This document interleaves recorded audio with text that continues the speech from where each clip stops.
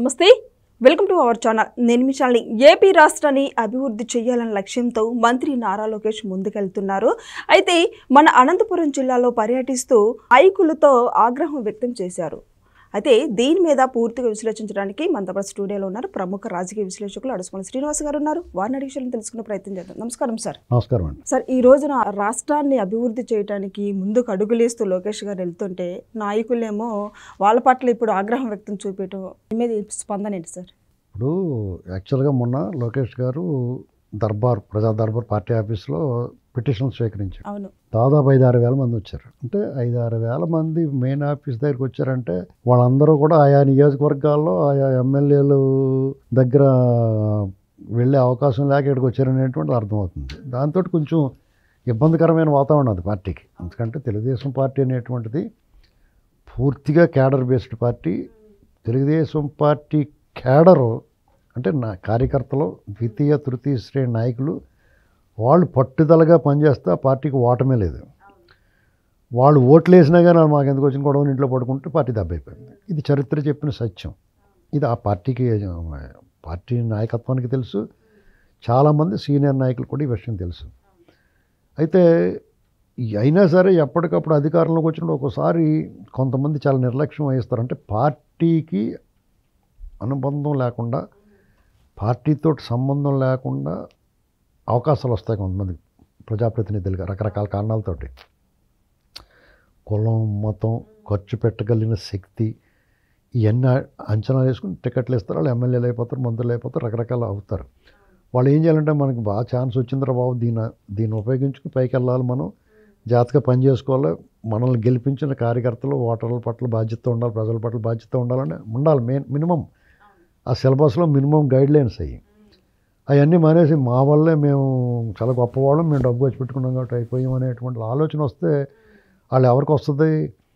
పార్టీతోటి attachment లేని వాళ్ళకి. అంటే పార్టీ కార్యకర్తగా, నాయకుడిగా క్రమక్రమంగా ఎదిగి అందలం ఎక్కిన వాళ్ళకైతే ఎన్ని బాధ్యతలు ఉంటాయి.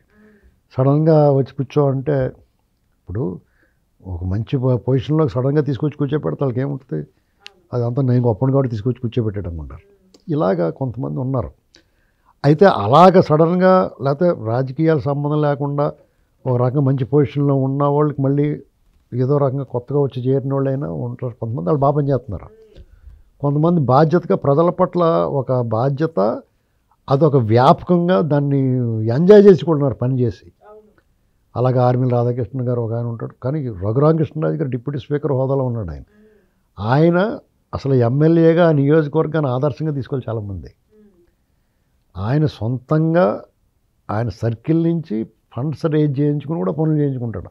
ఓ రోడ్డు వేయించాలంటే గవర్నమెంట్ కోసం చూస్తారు కొంతమంది. చాలా ఈయనే రకరకాల వాళ్ళందరినీ మోప్ చేసి పబ్లిక్ ఫండ్ పీపీపీ మోడల్ అన్నట్టుగానే వాళ్ళందరినీ ఇన్వాల్వ్ చేసి రోడ్లు వేయించేస్తున్నాడు. చెరువులు, కాలంలో ఇలాగా కనీసం వాళ్ళ దృష్టి పెడితే అవుద్దండి. ఎవరి వల్ల అసాధ్యమేం కాదు ఇది. ఇక్కడున్న ఎమ్మెల్యే మంచి సదుద్దేశంతో వస్తే ఆయా నియోజకవర్గాల్లో కొంతమంది మంచి పని చేస్తున్నాడు రా అనుకున్నప్పుడు వాళ్ళందరూ ముందుకు వస్తారు. ఎవడ పడతాడు ఏదో గోల మనకి ఎందుకు అనుకుంటే ఎవడ రాడు. పైగా ఆ టైం చూసుకుందాం, పార్టీ గెలిచిలా ఉంటే గెలుస్తాం, లేదంటే పోతాం, మనకేంటి మన పని మనం చేసుకుందాం, మళ్ళీ సారి చూసుకుందాం అనుకుంటారు కొంతమంది బద్దకొస్తారు. ఇలాంటి వాళ్ళు కూడా ఉంటారు. వాళ్ళని ఐడెంటిఫై చేసి జాగ్రత్తగా వాళ్ళ చేత పని చేయించుకోలేదంటే వాళ్ళని పక్క తోసేయాలి. ఇంకోటి ఏంటంటే కొంతమంది కళ్ళు నెత్తికెక్కిపోయి ఉంటారు. అది క్యారెక్టర్, అది డబ్బు సంపాదన మనకంటే ఎవడరా ఏంటి అని చెప్పేసి కొంతమంది వాళ్ళు కూడా ఉన్నారు. వాళ్ళని మాత్రం కంట్రోల్ చేయాలి. వీళ్ళు ఎన్ని విన్యాసాలు చేసినా, ఎవరు ఎంత చేసినా మెయిన్ బేస్ కార్యకర్త, గ్రామాల్లో నాయకులు, మండల స్థాయి, జిల్లా స్థాయి, నియోజకవర్గ స్థాయి నాయకుల పట్ల ఈ హోదాలో పదవులో ఉన్నవాళ్ళు ఖచ్చితంగా వాళ్ళ పట్ల వాళ్ళ వల్లే మాకు వచ్చింది అనేటువంటి భావన ఉండాలి. దాన్ని డెవలప్ చేయాలి. అలాగే వీళ్ళు కూడా అలాగన్నాడు ఇలాగన్నాడు అని చెప్పేసి అయిందానికి కాందానికి విమర్శలు చేసి ఇంట్లో పడుకుంటే అవదాం. దాన్ని బయటికి తీసుకెళ్ళాలి నాయకత్వం దగ్గరికి. ఒకసారి దొరకకపోతే ఇంకోసారి ట్రై చేస్తూ ఉండాలి. ఏ మార్గం ఉంటే ఆ మార్గం ద్వారా వెళ్ళాలి.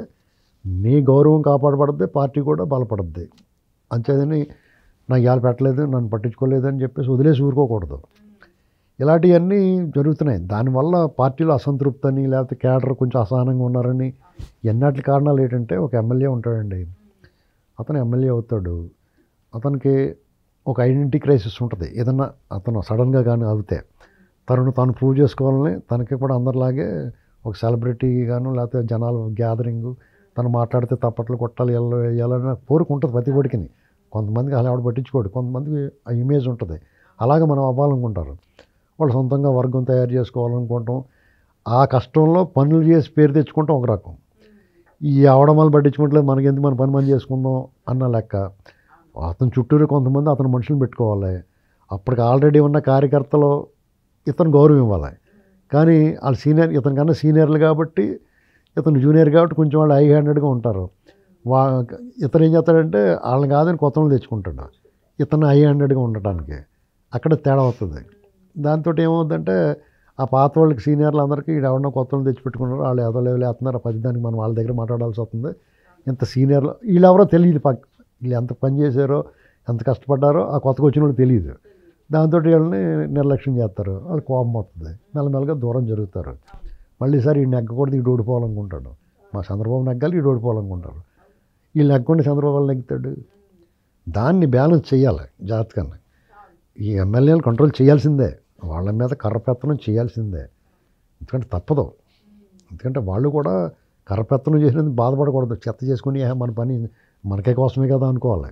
బాబు గారు సీరియస్ అయ్యారు కదా సార్, అంటే చేయండి జాగ్రత్తగా, లేకపోతే వెళ్ళిపోండి అన్నట్టు సీరియస్. నిరంతర పర్యవేక్షణ, వాళ్ళ మీద నిఘా ఉండాలి. అలాగే వాళ్ళకి కొన్ని వెసులుబాట్లు ఉండాలి. ఇప్పుడు ఆఫీసర్లు గట్ట వీళ్ళు చెప్తే పని చేసేలా ఉండాలి. ఆఫీసర్లు గట్ట పని చేయట్లేదు అనుకోండి, వాళ్ళకి కోపం వస్తుంది కదా. ఎమ్మెల్యే వాళ్ళు పని అవ్వట్లేదు, పోలీస్ స్టేషన్కి ఫోన్ చేసి ఎమ్మెల్యే చెప్పడం అనుకోండి, అలా మాట వినకపోతే మనకు వాల్యూ ఏముంటుంది, కార్యకర్తలకి ఏమి నమ్మకం కలిగిస్తారు. ఇవన్నీ కూడా ఉంటాయి. అన్నీ బ్యాలెన్స్ చేస్తారు ఇప్పుడు. ఎందుకంటే 1.5 సంవత్సరం పూర్తవుతుంది ఈ నెల పోతే. ఇప్పుడు వరకు వాళ్ళు ఒక ప్రభుత్వంగా ఒక రాష్ట్రానికి, విధ్వంసానికి గురైన రాష్ట్రానికి ఏం చేయాలో అన్నీ కంప్లీట్గా చేశారు. ఇప్పుడు పార్టీగా, రాజకీయ పార్టీగా జనసేన కానీ టీడీపీ కానీ వాళ్ళు పార్టీలుగా వాళ్ళకి కార్యకర్తలు కలిసి ఏం చేయాలో, పార్టీని ఏం చేయాలో బలోపేతం చేయాలి, కార్యకర్తలు అసంతృప్తి ఉంటే అలా లెవెల్ చేయాలని దాని మీద ఒక 6 నెలలు దృష్టి పెట్టాలి. మళ్ళీ సెట్ అవుతుంది దాన్ని కంటిన్యూ చేయాలి సెట్ అయిన తర్వాత జాగ్రత్తగా. అది పెద్ద కష్టమేం కాదండి, వీళ్ళు తలుచుకుంటే చిటికలతో చేయొచ్చు ఆ పని. పెద్ద ఇబ్బంది ఏముండదు. ఎమ్మెల్యేలు కూడా జాగ్రత్తగా ఆలోచించుకోవాలి. ఎందుకంటే ఒకరోజు రాజులాగా ఒక టర్ములతో ముగియకుండా 2-3 సార్లు గెలిచే అవకాశాన్ని చూసుకోవాలి. ఏంటండి, ఒకటి మాత్రం నిజం, మళ్ళా కూటమే వస్తుంది గ్యారంటీగానే. ఈ పార్టీలోని మళ్ళీ టికెట్ రావాలంటే జాగ్రత్తగా ఉండాలి. పార్టీలు ఏం చేస్తాయి, తేడా ఉన్నాడు, వ్యతిరేకంగా ఉంటే లేక పడతారు. అవకాశం ఎందుకు, నువ్వు బాగా పని చేసామనుకో మళ్ళీసారి ఇంకొకసారి అవకాశం వస్తుంది డెఫినెట్గా, మంచి పేరు తెచ్చుకుంటే. జగన్మోహన్ రెడ్డి 2027 పాదయాత్ర చేస్తున్నారని సమాచారం. అతను 2007 పాదయాత్ర చేసినా, మోకాళ్ళ యాత్ర చేసినా, దేక్కుంటా వెళ్ళినా, దొల్లుకుంటా వెళ్ళినా అతని పట్ల ప్రజల్లో ప్రస్తుతానికైతే అతని మీద 2024లో ఉన్న భయం, ఆందోళన, ఆక్రోశం, ఉక్రోషం, రోషం ఏమీ తగ్గలేదు, ఇంకా పెరిగింది కూడా ఈ మధ్యకాలంలో. అతను ఎట్ ది సేమ్ డే ప్రభుత్వం మీద కూడా ఎంతో కొంత నెగిటివ్ ఉంటూ ఉండొచ్చు. అంత మాత్రాన జగన్మోహన్ రెడ్డి వచ్చి పడుకున్న గుర్రం లేపు తన్నించుకుని మీద ఎక్కించుకునే సీన్ ఏం లేదు. ఇతను బయటకు వచ్చినప్పుడల్లా ప్రస్తుతానికి అతను ఎప్పుడు బయటకు వచ్చి మాట్లాడినా జనాలు గుండెలు గుబేలమంటున్నాయి. కాబట్టి అతని మీద ఫస్ట్ భయం పోవాలి, తర్వాత అభిమానం పెరగటం, వీళ్ళ మీద వ్యతిరేకత అతనికి అనుకూలంగా మారడం అనేటువంటి ఇంకా 3 స్టెప్పుల్లో జరగాలి. ప్రస్తుతానికి అతని మీద భయమే పోలేదు, వీడు మళ్ళీ వస్తాడేమో అన్న ఆందోళన ఉంది. అది పోనంతకాలం అతనికి మళ్ళీ ఇక్కడ జాగా దొరకదండి. మళ్ళీ ఈసారి ఆ పథకం కూడా రాపోవచ్చు. అర్థమైందండి. ఇంకో విషయం చెప్పనా, ఇతనికి 11 వచ్చినాయి ఈసారి. మళ్ళీ ఈసారి ఒక 20-25 వచ్చినా సరే ఓడిపోయాడు అనుకోండి, ఇళ్ళకెళ్ళి కొట్టేస్తారు జనం. ఈ ప్రభుత్వాల చర్యలు తీసుకోపోయినా, ఇప్పుడు పేరు నాని ఎలాంటి మాట్లాడుతున్నారా, ఇప్పుడు మాట్లాడుతున్నారు కదా, వీళ్ళు వెనక ముందు ఆడుతున్నారు ప్రజలు, అందరికీ ఒళ్ళు మండినా కానీ. మళ్ళాసారి ఇంకో 29 తర్వాత ఎన్నో కొన్ని పెరిగినాయి అనుకోండి సీట్లు పోనీ, వాళ్ళు అనుకున్నట్టుగా మళ్ళీ వాళ్ళు గెలిచే అధికారంలో రాకపోయినా ఒక 5-10 సీట్లు పెరిగినాయి అనుకోండి, 11 వచ్చినా, 20 వచ్చినా, లేదా ఒక 25 వచ్చినా, జనం వీళ్ళు ఇలాగా మాట్లాడుతున్నారు అనుకో, ఇప్పుడు కొట్టిన వాళ్ళు ఇంటికి వెళ్ళి కొడతారు వీళ్ళందరినీ. ఎవరిని ఈ ఎమ్మెల్యేలు వాళ్ళని అసహ్యము భయము కోపం అని ఏకకాలంలో ఉన్నాయి. అవన్నీ పోగొట్టుకోవాలంటే వాళ్ళు పెద్ద యాగం చేయాలి, అసిధార వ్రతం చేయాలి. అవన్నీ మానేసి మళ్ళీ మీ సంగతి చూస్తాం మీరు చూస్తాం మళ్ళీ వచ్చేస్తాం, మళ్ళీ నేను ఎలా రానిస్తాం అప్పుడు ఆలోచన అవుతుంది, ఈ మళ్ళీ రానివ్వకూడదు రా బాబు అనుకుంటారు ఇలాంటి మాటలు మాట్లాడుతుంటే. ఇతను పాదయాత్ర చేస్తే సుఖమే ఉందండి. నేను మళ్ళీ వచ్చి నీ తోలు తీసేస్తాను 2.0 చూపిస్తాను రప్పని నరికేస్తానంటే నువ్వు మళ్ళీ ఎందుకురా బాబు నువ్వు రావద్దురా బాబు అని చెప్తారు. అసలు ఆ అవకాశం ఉండదో చెప్పలేం. అతను జైలు యాత్ర చేస్తాడు అదైతే గ్యారెంటీ. అప్పుడు అతను ఒక జైలు నుంచి ఒక జైలుకి పాదయాత్ర చేస్తే బెటర్ ఏమో. సపోజు రాజమండ్రి సెంట్రల్ జైలు నుంచి కడప సబ్ జైలుకి, కడప సబ్ జైలు నుంచి నెల్లూరు సబ్ జైలుకి ఇలాంటి పాదయాత్రలు అని చేస్తాడేమో చూద్దాం. అలా ఆ టైం కూడా ఎవరు పాదయాత్ర చేయాలంటే కాసేపు జీపులో తీసుకెళ్తామండి అక్కడి నుంచి నడవండి, అంతేకాని టైం ఏం లేదు పని చూసుకోండి అని చెప్తారు. ఏంటి సార్ అంబటి రాంబాబుని అరెస్ట్ చేస్తారని భయంతోనే మాట్లాడుతున్నాడా ఏం సార్? అసలు అరెస్ట్ చేస్తారనే భయంతో ఏం కాదనండి. అతను మనస్ఫూర్తిగా చెప్పి దేవుడి దగ్గర అబద్ధాలు ఎందుకు ఆడతారు. అతను దేవుడి దగ్గరికి వెళ్ళాడు, అక్కడ దర్శనం బాగా జరిగింది, మంచి భోజనం ప్రసాదం అన్నప్రసాదం బ్రహ్మాండంగా ఉంది, బాగా నిర్వహిస్తున్నారు అనేటువంటి దాన్ని నిష్కల్మషంగా చెప్పాడు. దానివల్ల ఈ ప్రభుత్వంలో మార్కులు ఏం పడవు కానీ దేవుడి దగ్గర మార్కులు పడతాయి డెఫినెట్గా. ఎందుకంటే ఇప్పుడున్న పరిస్థితి ఉన్నట్టు నిజం చెప్పడానికి కూడా గొప్పగా భావించాల్సిన రోజులు ఇవి. అది పెద్ద విశేషం ఏం కాదు, చాలా బాగుంటుంది అక్కడ, బాగుందని చెప్పాడు, పెద్ద విశేషం ఏముంది. కానీ అలా ఎవడో చెప్తలేదు కదా, వాళ్ళు ఏదో వంకెడుతున్నారు, ఏదో రంధ్రాన్వేషణ చేస్తున్నారు. దానితో కరుణాకర్ రెడ్డి అన్న కూడా ఏ మాటలను అడిగితే వెళ్దాం. Thank you sir.